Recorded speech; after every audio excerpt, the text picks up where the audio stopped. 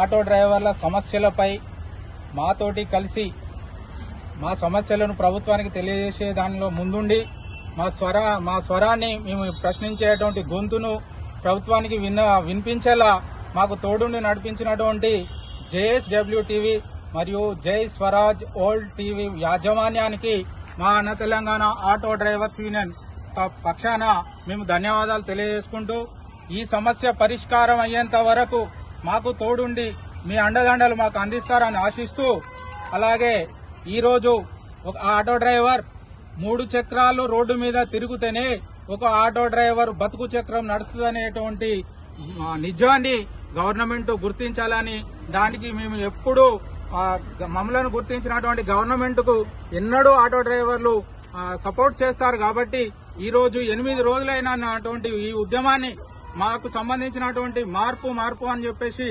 ముదాలే auto డ్రైవర్లకు ఇంత మంచి మార్పు తెచ్చినటువంటి కాంగ్రెస్ గవర్నమెంట్ కు మేము కృతజ్ఞతలు తెలియజేసుకుంటున్నాం.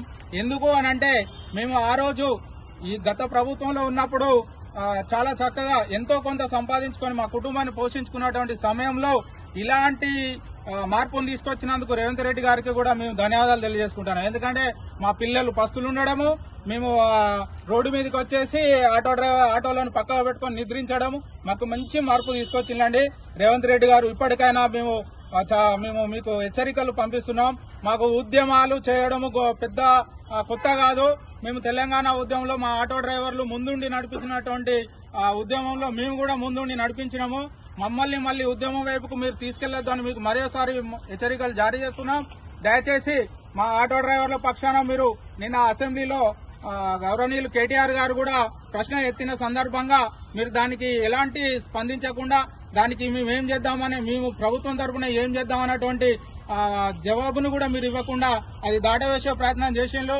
అలాగే మీరు ఒక సందర్భంలో మాట్లాడిండ్రు, ఆటో డ్రైవర్ కు 1200 రూపాయలు నెలకు అని చెప్పేసి గౌరవనీయులు బట్టి విక్రమార్క గారు మాట్లాడేళ్ళు.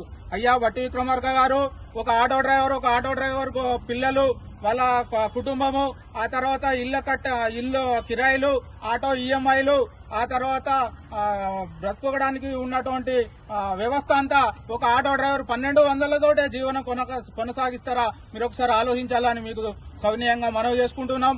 దయచేసి మేము ఇప్పటికి కూడా చెప్తున్నాం, సానుకూలంగానే స్పందిస్తారని మేము ఇప్పటికి ఆశిస్తున్నాము.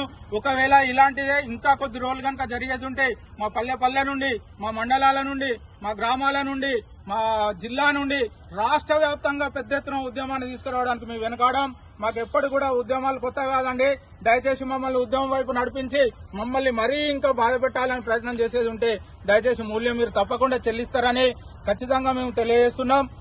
కావున దయచేసి గౌరవనీయులు ముఖ్యమంత్రి రేవంత్ రెడ్డి గారికి మరొకసారి విన్నవించుకుంటున్నాం. ఎందుకు అంటే ఇలాంటి మార్పు తీసుకురావాలని అనుకున్నప్పుడు సామాన్య జనాలకు మంచి జరగాలంటే దాని వెనకాల ఉన్నటువంటి ప్రజలు ఏమన్నా ఇబ్బంది పడతారా అని మీరు ఖచ్చితంగా ఆలోచించాల్సిన అవసరం ఉంటుంది. కాబట్టి దయచేసి ఈ సమస్యను మీరు ఏ విధంగా పరిష్కరిస్తారో గానీ అటు ప్రజానీకానికి కావచ్చు, ఇటు ఆటో డ్రైవర్లకు కావచ్చు, ఎవరికి ఎలాంటి ఇబ్బంది కలగకుండా నిర్ణయాన్ని మీరు తీసుకుంటారని మేము ఆశిస్తున్నాం. ఈ మహాలక్ష్మి పథకం కింద ఫ్రీ బస్సు సర్వీసు గ్రామీణ ప్రజలు అంటున్నారు, వారికి వారా స్పందిస్తున్నారు. ఎందుకు అంటే దీనివల్ల మాకు ఉపయోగం కూడా లేదంటున్నారు. ఎందుకు అంటే గ్రామాలలో ప్రజలు నెలకు 1 సారో 2 సార్లు బయటకు వస్తారు. దీనివల్ల ఉన్నతమైనటువంటి కుటుంబాలకు, ఉద్యోగాలు చేసుకున్నటువంటి కుటుంబాలకు, వీరికి మాత్రమే మీరు పెట్టినటువంటి స్కీము ఉపయోగపడుతుంది తప్ప సామాన్య ప్రజలకు ఎలాంటి ఉపయోగం లేదండి. దయచేసి దీన్ని మీరు పునరాలోచన చేసుకుని దీంట్లో ఏమైనా మార్పు తీసుకొస్తారా, లేదు అంటే ఆటో డ్రైవర్లకు ఇంకేమైనా ఉపాధి కల్పిస్తారా, దాన్ని బట్టి మీరు ఆలోచన చేసుకుని మాకు మంచి అవకాశాన్ని కల్పించి మాకు మంచి జీవితాన్ని ఇస్తారని, మా పిల్లలను, మా భవిష్యత్తును కాపాడతారని చెప్పేసి మరొకసారి మీకు విన్నవించుకుంటూ, దయచేసి ప్రభుత్వాన్ని కూడా మేము విన్నవించుకునేది ఒక్కటే, మా పిల్లల భవిష్యత్తు, వాళ్ళ చదువులు, వాళ్ళ కొత్త కార్ఖానా ఇవన్నీ మీరు మరొకసారి ఆలోచన చేసుకుని దయచేసి మాకు మంచి పరిస్థితులు కల్పిస్తారని ఆశిస్తున్నాం.